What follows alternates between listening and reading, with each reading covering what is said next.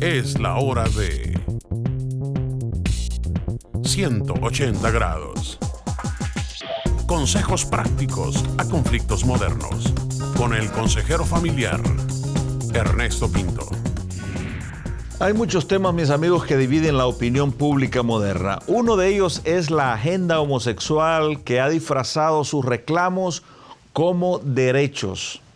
Si vas a un lugar público, ahora puede ser hombre, puede ser mujer o puede ser neutral. Otro de los temas que divide la sociedad moderna es el aborto.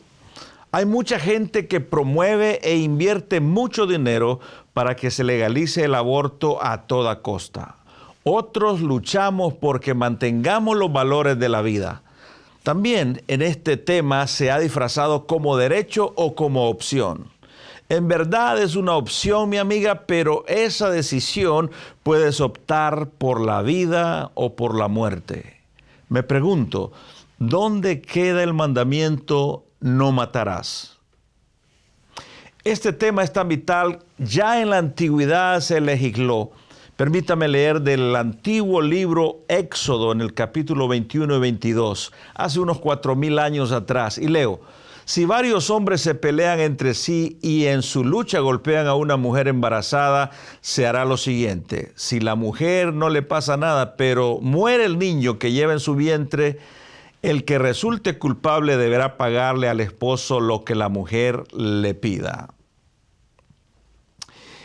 Ya desde esa época se legisla que lo que se lleva en el vientre es vida.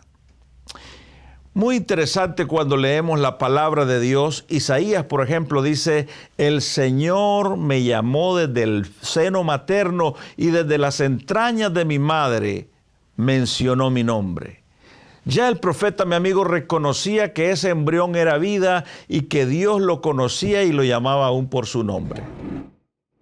El salmista en el Salmo 139 reconoce esta verdad: porque tú formaste mis entrañas, tú me hiciste en el vientre de mi madre.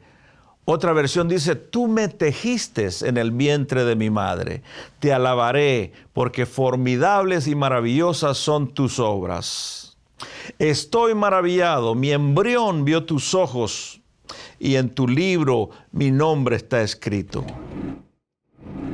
La Escritura Sagrada plantea que ese embrión no solamente es una bola de sangre y que hay que sacar a la hora que nos da la gana, sino que ese embrión es vida que ha sido plantado en el vientre de la mujer. Él nos teje en el vientre de nuestra madre. Espero que este programa te lleve a la reflexión. Tal vez tú estás en el dilema del aborto. Te pido, por favor, detente. Reflexiona. Dios te ha dado el privilegio de que seas portadora de vida. Llega al final de este regalo que Dios te ha dado.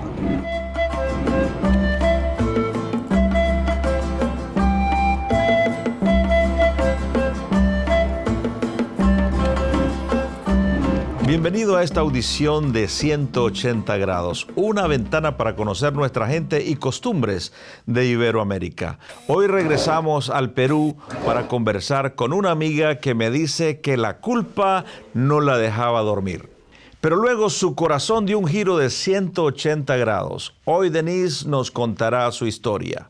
Mientras tanto, te invito a que me visites en nuestra página que está apareciendo en este momento en tu pantalla.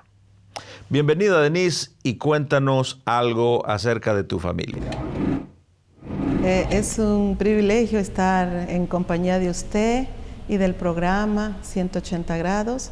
Y bueno, el trasfondo de mi familia comenzó en 1971, que yo nací en un hogar, en un matrimonio. Mi papá y mi mamá se casaron. Mi padre era comerciante, un comerciante muy pujante, muy próspero, y mi madre era ama de casas. Tuvieron 4 hijos. ¿Qué tipo de comercio se dedicaba su padre? Él era comerciante mayorista. Él vendía toda clase de abarrotes. ¿Aquí en Lima?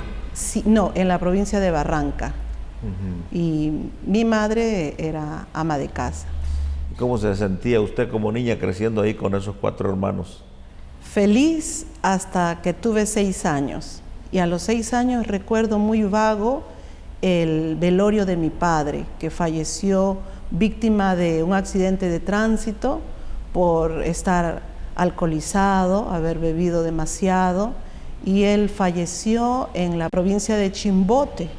Y yo recuerdo vagamente el velorio de mi padre, no lo comprendía muy bien. ¿Qué significa ese evento para usted ahora como adulta?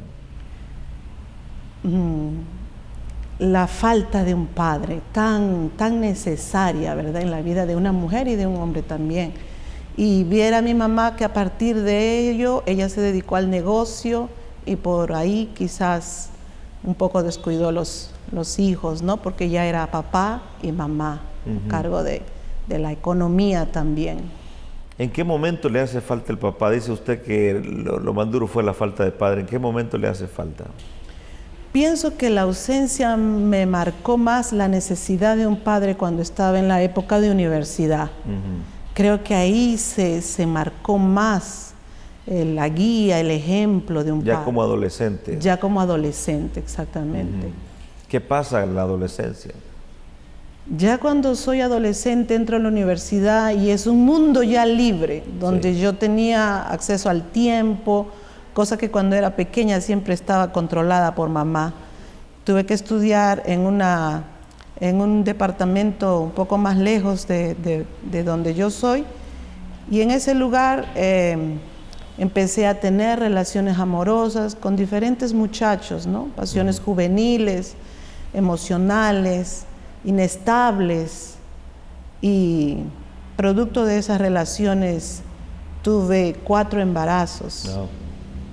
¿Qué era lo que buscaba Denise en esas relaciones como joven? Seguridad, amor, comunicación, diversión. Y ¿No tenía seguridad con su mamá, con sus hermanos? ¿Nunca sintió seguridad? No, nunca sentí esa seguridad, y empezar ese mundo de universidad libre, sin mamá y sin el control, entonces no supe cómo guiar esa etapa de mi vida. Entró en una vida de libertinaje. Exactamente. Pero bueno, ya como adolescente, a los 16, 17 años, ya usted sabe lo que está pasando, ya sabe lo que está haciendo. Sí, claro. Es una opción, entonces el libertinaje es una opción para usted. Sí, es una opción, y también por las pasiones juveniles que uno no sabe a quién ama, y tenía un enamorado y después apareció otro, y me encontré emocionalmente en 2 relaciones, también en un triángulo amoroso, ¿verdad? Y me iba envolviendo en ese ambiente, en las fiestas, y no sabía cómo salir, y no sabía cómo decidir, y todo eso me daba mucha inseguridad, temor. Tampoco contarle a mi mamá lo que estaba pasando, viviendo. ¿Por qué no? No tenía confianza. Pensaba que me iba a reprochar, recriminar, y no tenía esa confianza abierta de hablar con ella, ¿no? ¿A los cuántos años queda usted embarazada? Dice que tuvo 4 embarazos. Sí, aproximadamente como dentro de los 20 años que me hice una prueba y me salió positivo. Y con la pareja que tenía era el miedo. ¿Cómo voy a hacer? Estoy en la universidad, ¿qué va a decir mi mamá? ¿Qué va a decir la gente, la familia? Y tengo que terminar la carrera, ¿verdad? Y todos esos perjuicios y paradigmas hicieron que... O sea, que en ese momento le preocupa lo que va a decir mamá, lo que va a decir la gente, pero no antes. Exactamente, exactamente. Ahí es donde me pongo a pensar y digo, no es el tiempo. Y opté ya por decidir quitarme, como dice en ese momento, ese problema. Pero no sabía la magnitud de lo que yo tenía formando dentro de mi vientre. No tenía la conciencia, solamente veía las cosas externas, solamente veía las cosas ¿qué dirán? La vergüenza. La vergüenza. ¿Qué pasa al verse embarazada usted? ¿Qué sucede? Antes de tomar esa decisión que dijo de abortar, de quitarse ese problema, ¿qué pasa en su mente y qué pasa en su corazón? Lo que pasaba por mi mente era, ¿qué dirán? ¿Qué va a decir mi mamá? ¿Qué va a decir la gente? no puedo enfrentar eso. Pero por el otro lado no pensaba que al terminar con ese embarazo, al abortar estaba matando una vida. ¿No pensó en eso? Pregunto. No, estaba como bloqueada. No tenía conciencia de que había una vida. No tenía conciencia de lo que había dentro de mí. No tenía conciencia y estaba totalmente indiferente a lo que tenía dentro de mí. Era tan egoísta de que solamente pensaba en mí. No pensaba en nadie más. Era un tiempo de mucho egoísmo, de pensar solo en mí.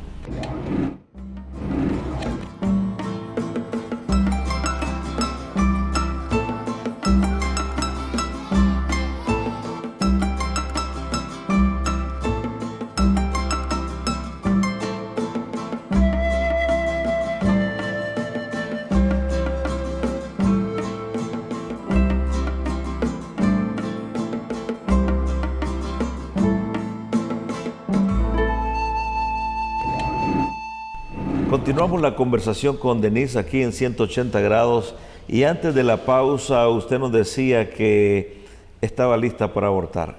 ¿Qué pasó? Sí, me contacté con unas enfermeras y las enfermeras me alentaron. Me dijeron, esto es fácil. Es normal. Es normal, te ponemos una inyección, vas a tener unos síntomas y bebe bastante líquido, descansa y esto pasa en un día. ¿No le dijeron, tómese un día para pensarlo y si realmente está segura vamos a hacer esto? ¿No le dan esa opción?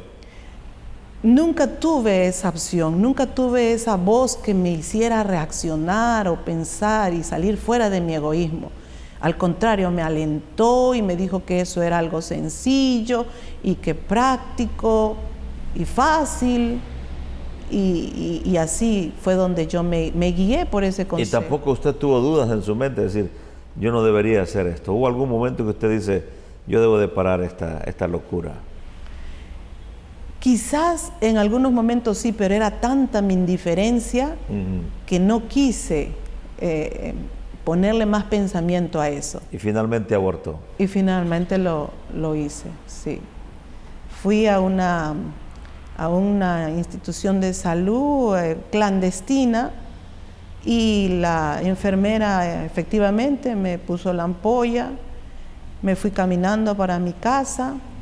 No sé qué químico y qué sustancia fue, no lo sé, solamente confié en lo que ella decía y regresé a mi habitación donde tenía ese hospedaje de universitaria. Sí.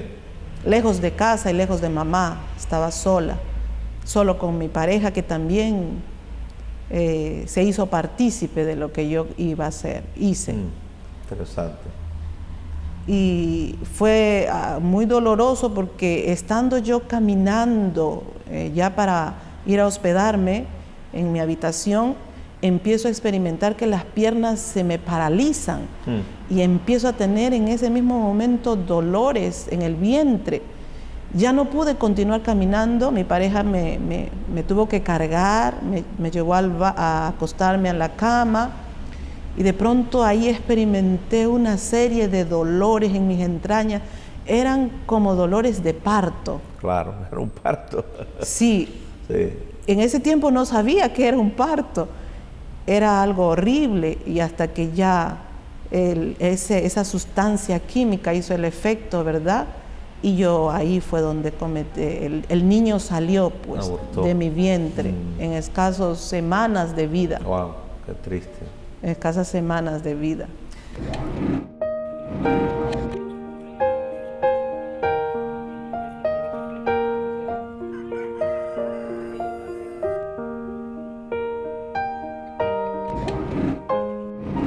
En esta oportunidad estoy viajando por el Perú y nuestra invitada de hoy nos decía que la opción del aborto era su escape a la vida libertina que llevaba. Escuchemos cómo Denise contesta la pregunta, después de abortar, ¿qué pasaba en el corazón y las emociones de Denise? seguía yo muy indiferente. La indiferencia me había atrapado y continué la vida, como que sin nada. No sintió ningún remordimiento ni nada. Lo sentí, pero no lo dejé. Y seguía en la indiferencia.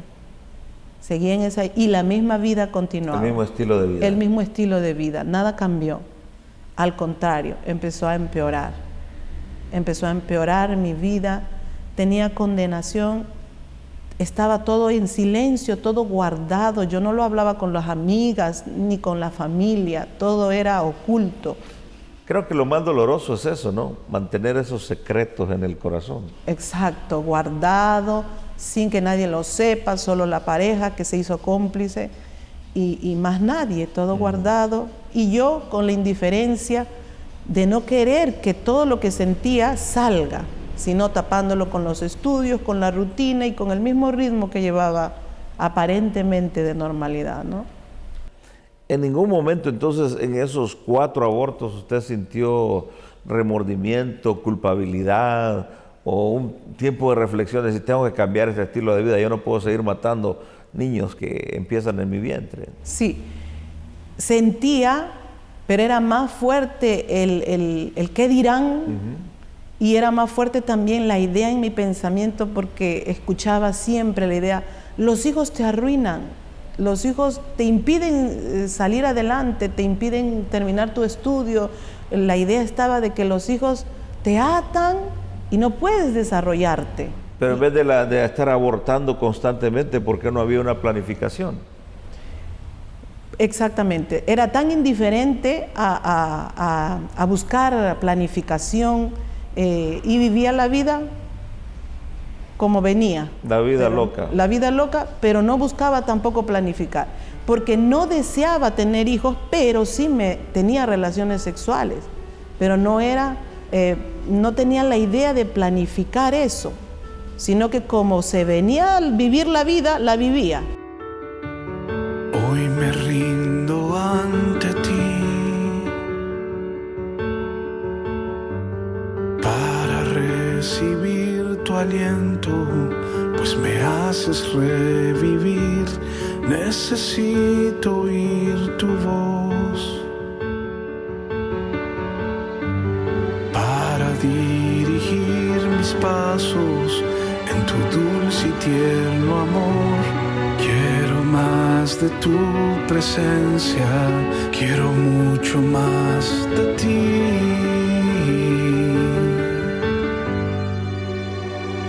Muéstrame tu gloria, muestra tu poder.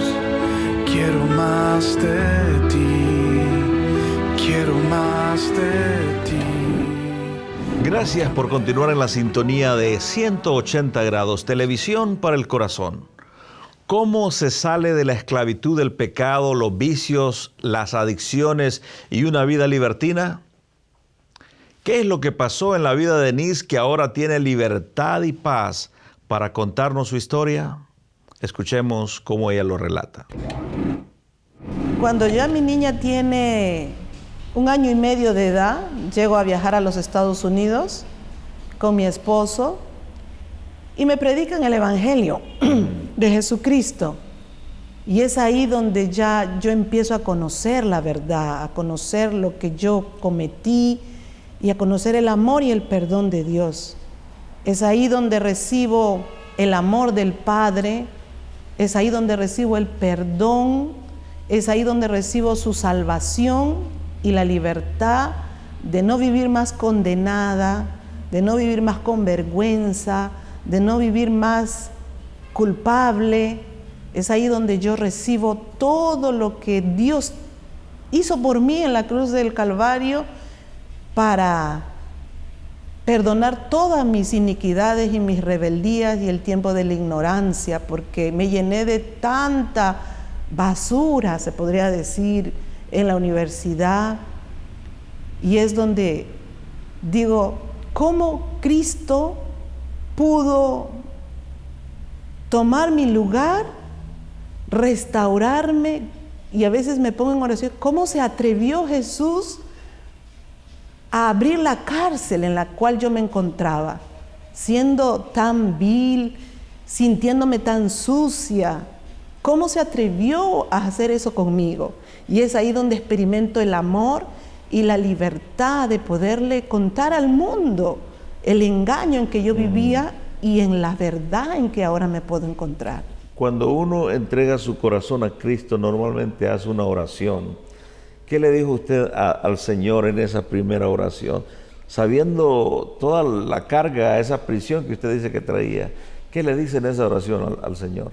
En esa oración recuerdo que me llené de agradecimiento de todo lo que Él se estaba llevando de mí, abriendo esa cárcel en la cual me encontraba, y experimento el amor del Padre, que nunca a partir de los 6 años me hizo falta. Empecé a llenarme de su amor. ¿Sentía que el Padre Celestial le abrazaba en ese momento? Sentí su abrazo, su aliento, su ánimo, su perdón. Y usted solo le decía gracias. Yo le decía gracias. No tenía nada más que decirle. Nada más, porque me estaba llenando. Me llenaba, y lloraba y solo recibía todo lo que me estaba dando. Y eso fue maravilloso porque salí libre de poder anunciar sin vergüenza al mundo que hay un Dios que se atreve a llevarse toda nuestra suciedad y lavarnos, no importando lo sucio que nos encontremos, lavarnos más y más y hacernos limpios para Él y hacernos sus hijos. ¿Ahora tiene cuántos hijos? Ahora lo que el engaño del enemigo me quitó, el amor de Dios me devolvió 4 hijos.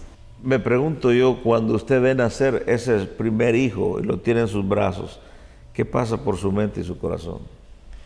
Una inmensa alegría, gozo, unas cosas inexplicables. Y lo que antes el engaño me tenía, que los hijos son una atadura y te impiden crecer o desarrollarse, empezó a hacer todo lo contrario, empezó a ser la razón para salir y empujar y mejorar y salir adelante. Y ahora sus 4 hijos son una bendición para usted. Ahora mis 4 hijos son una bendición, incluso me ayudan a subir a los micros, a predicar el evangelio y a decirles a todos que hay un Dios que los ama, que no importa el pecado. Y les hablo a las mujeres que si están teniendo el niño en el vientre, que no cometan el aborto, que Dios las ama, que Dios las va a ayudar. O sea que usted sube a los autobuses y les comparte esta historia que me acaba de compartir. Sí, subo a los autobuses, y cuando están más llenos es donde me gusta más, porque hay muchas mujeres y las estadísticas dicen que cada minuto se comete un aborto. Y en mi nación, Perú, los postes de luces están llenos de carteles que dicen: te arreglamos el retraso menstrual, que es prácticamente una invitación a abortar. Y son muchas las jóvenes, los adolescentes en las universidades que tienen esta historia oculta, y por eso yo subo a los micros para enseñarles que hay un Dios que las ama y que las puede comprender en el momento de presión que están viviendo como jóvenes. Tu gloria desciende hoy y alimenta nuestras vidas con tu dulce espíritu. No me voy a conformar. Muestra más de tu poder, dame más de ti, Señor. Quiero más de tu presencia, quiero mucho más de ti. Muéstrame tu gloria, muestra tu poder. Quiero más de ti, yo quiero más de ti. Muéstrame tu gloria, muestra tu poder. Quiero más de ti, yo quiero más de ti.